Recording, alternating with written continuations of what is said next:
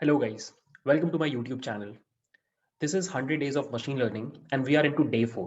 And today we are going to discuss one more topic and it is batch versus online learning. Okay.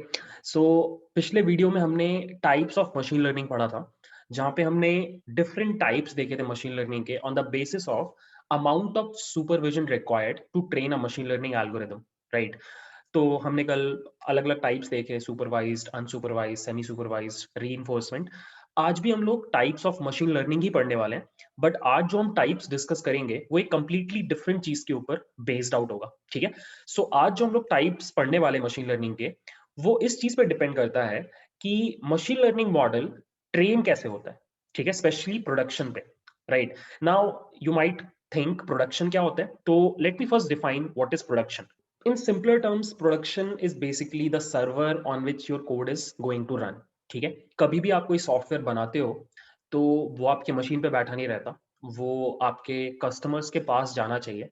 और उसका एक ही तरीका है कि आप अपने कोड को किसी सर्वर पे रन कराओ जिसका आईपी एड्रेस आपके कस्टमर्स के पास होगा। वो उस आईपी एड्रेस पे हिट करेंगे और आपके एप्लीकेशन को एक्सेस कर पाएंगे। Machine learning is no different. जब आप मशीन लर्निंग के सॉफ्टवेयर बनाते हो तो आप उसको भी सर्वर पे डिप्लॉय करते हो, और जो सर्वर का जो एनवायरनमेंट है जहाँ पे आपका कोड रन कर रहा होता है उसको प्रोडक्शन एनवायरनमेंट बोलते हैं। जब आप उसको कोड कर रहे होते हो अपने मशीन पे तो उसको डेवलपमेंट एनवायरनमेंट बोलते हैं। ठीक है। नाउ मशीन लर्निंग के जो सॉफ्टवेयर होते हैं या मशीन लर्निंग जो होता है वो सर्वर पे अलग अलग ढंग से बिहेव करता है या अलग अलग ढंग से चलता है। ठीक है। उसी के बेसिस पे हम लोग दो डिफरेंट टाइप्स आज पढ़ने वाले मशीन लर्निंग के।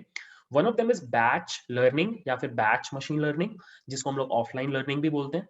And the second one is online machine learning या फिर ऑनलाइन लर्निंग। ठीक है। तो इन दोनों को हम लोग बहुत डिटेल में पढ़ेंगे, क्योंकि टू बी ऑनेस्ट ये इंपॉर्टेंट है। क्योंकि एट द एंड आप सिर्फ मशीन लर्निंग मॉडल्स बना के अपने मशीन पे नहीं रखने वाले, अपने कंप्यूटर पे नहीं रखने वाले, आप उसको सर्वर पे डिप्लॉय करोगे so that other people can use it. तो आपको आइडिया होना चाहिए कि बैच और ऑनलाइन लर्निंग में क्या डिफरेंस है। ठीक है।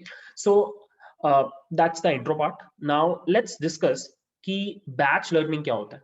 What is batch learning? ठीक है।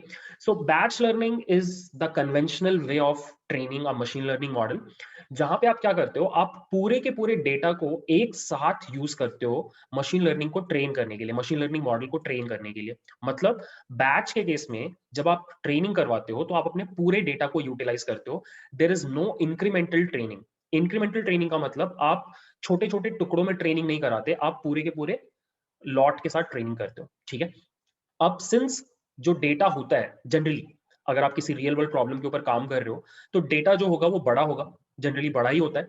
तो बहुत बड़ा डेटा को अगर आप सर्वर पे ट्रेन करने जाओ, नो डाउट आप कर सकते हो ऐसा, बट ऐसा कोई करता नहीं है क्योंकि it would be costly and time taking. तो जनरली जो बैच लर्निंग होता है जहां पे आप पूरे डेटा के साथ एक साथ ट्रेन कर रहे हो, वो आप ऑफलाइन करते हो अपने मशीन पे। Data scientist, machine learning engineer उसको अपने मशीन पे ट्रेन करता है, और जब वो मॉडल ट्रेन हो जाता है तो जो सीखा हुआ मॉडल है उसको उठा के आप प्रोडक्शन एनवायरनमेंट में डालते हो। तो this is called batch learning, where you take up your entire data, you train your machine learning model on an offline system, and then once the model is trained, then you deploy it onto a server. This is the entire flow of batch learning. I'll draw it for you. So होता क्या है, बहुत simple है। आपके पास data है, this is your data and this is your model, right? आप अपने data को मॉडल पे डालते हो, मॉडल ट्रेन हो जाता है। ट्रेन होने के बाद you test the model, you just be sure कि जो मैंने ट्रेन किया है वो सही है कि नहीं। Once you are sure, you put it on the server, this is the server. ठीक है। एंड ओवर देयर आपका मशीन लर्निंग मॉडल रन करता रहेगा। जब भी यूजर कुछ भी डेटा देगा, आपका मशीन लर्निंग मॉडल प्रिडिक्शंस करते रहेगा। इट कुड बी एनीथिंग, मतलब लेट्स से आप नेटफ्लिक्स में काम करते हो और आपको एक रिकमेंडेशन इंजन बनाना है जो यूजर्स को मूवी सेलेक्ट करे करके बताए। ठीक है। तो इन दैट केस आप क्या करोगे, वो रिकमेंडेशन इंजन को ट्रेन करोगे अपने मशीन पे और उसको उठा के नेटफ्लिक्स के सर्वर पे डाल दोगे, जहां पर यूजर्स जब जब आएंगे तो आपका सिस्टम ऑटोमेटिकली उनको मूवी सजेस्ट करता रहेगा, राइट? बट आई गेस आपको इस चीज में एक प्रॉब्लम समझ में आ रहा होगा। इस चीज का प्रॉब्लम ये है कि आपका मॉडल स्टैटिक है। जब वो एक बार सीख गया तो सीख गया, वो कुछ नया नहीं सीख रहा, उसके बाद वो पुरानी चीजों के ऊपर ही काम कर रहा है। But the problem with this approach is कि आपका जो बिजनेस सिनेरियो है वो इवॉल्व करते रहता है। I give you one example, हम नेटफ्लिक्स का बात कर रहे हैं। नेटफ्लिक्स का आपने रिकमेंडेशन इंजन जो बनाया था, लेट्स से आपने आज बनाया, तो आज नेटफ्लिक्स के डेटाबेस में जितनी मूवीज थी आपने सबको कंसिडर करके बनाया, बट नेटफ्लिक्स तो हर हफ्ते नई मूवीज ऐड करता जाता है। तो आपका recommendation engine should always grow in order to incorporate those new movies, right? तो इन अ वे मैं क्या बोल रहा हूं कि आपका मशीन लर्निंग मॉडल को कॉन्स्टेंटली इवॉल्व करते रहना पड़ेगा डेटा के साथ, क्योंकि अगर आप ऐसा नहीं करोगे तो फिर क्या फायदा? नई मूवीज के ऊपर आपका रिकमेंडेशन काम ही नहीं कर रहा। सेम काम ईमेल स्पैम क्लासिफायर में भी हो सकता है। आपका ईमेल स्पैम क्लासिफायर आज की डेट के हिसाब से एकदम अप टू डेट है, बट आपने एक बार सर्वर पे डाल दिया, उसके बाद कोई ट्रेनिंग नहीं हुई, आपने एक साल तक वैसे ही छोड़ दिया। बट इस एक साल में तो जो मार्केटियर्स होते हैं वो लोग नए नए टेक्निक्स निकाल लेंगे स्पैम ईमेल्स बनाने के, जो स्पैम फोल्डर में ना घुसे। तो अगर आप अप टू डेट नहीं रखोगे अपने सिस्टम को, तो फिर व्हाट्स द पॉइंट, वो ऑब्सोलीट हो जाएगा। तो सबसे बड़ा प्रॉब्लम जो बैच लर्निंग के साथ है वो ये है कि आपको अपने मॉडल को रीट्रेन करवाते रहना पड़ता है, ठीक है? So what you do is, generally people do what, they do this entire thing periodically. So what they do is कि वो नया डेटा लेके आते हैं, ये डेटा पूरे टाइम अपडेट हो रहा होता है, ये अपडेट हो रहा होता है, किसी भी फ्रीक्वेंसी पे अपडेट हो सकता है। मान लो 24 आवर्स में अपडेट हो रहा है, या 1 वीक में अपडेट हो रहा है, या 1 मंथ में अपडेट हो रहा है। आपका काम क्या है कि जैसे ये डेटा अपडेट हो रहा है, आप क्या कर रहे हो, जो भी नया डेटा है और जो पुराना डेटा है सबको मर्ज करके फिर से मॉडल को ट्रेन करा रहे हो। Once the model is trained, आप उसको दोबारा से टेस्ट कर रहे हो, और टेस्ट करके आप उसको दोबारा से सर्वर पे डाल रहे हो। सो बेसिकली ये जो पूरा प्रोसेस है ये सर्कल्स में होता है, बार बार रिपीट होता रहता है in a given period. This could be a 24 hour period, this could be a week period और अ मंथ पीरियड, या फिर 6 मंथ्स पीरियड। जनरली लोग बहुत फास्ट ये करना चाहते हैं, बट इट डिपेंड्स कितना फास्ट है। It depends on the amount of data. Like अगर आपके पास ह्यूज अमाउंट ऑफ डेटा है तो ट्रेन करने में भी टाइम लगेगा। तो generally people do it on a basis of per week या फिर 24 hours. But yeah, that is what batch learning is. Batch learning को एक बार समराइज कर रहा हूं मैं। Batch learning is where you train your machine learning model with your entire data. There is no incremental learning. And that is why, since generally the data is big, you don't train it online on the server. Instead, what you do is you pull down your model, you retrain it with the new data, and then you put it on the server again and again. ये आप periodically करते हो, ठीक है? So that is what batch learning is.